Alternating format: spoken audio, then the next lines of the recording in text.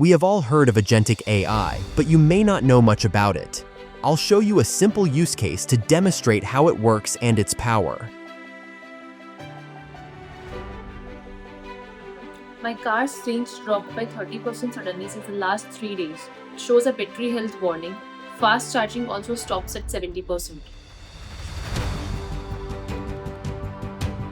Watch as Agentic AI tackles this complex electric vehicle issue. First, it identifies the specific EV model, software version, and battery symptoms. Then, it accesses technical database for known issues with recent updates and cross-references the registration for vehicle-specific information.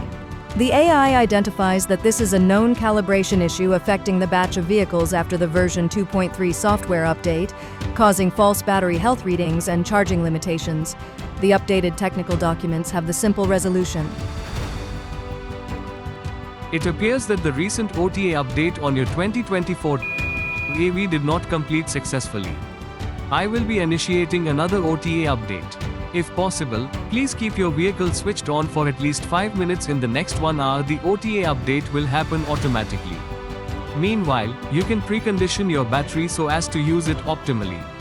Also, restrict driving to eco mode if possible.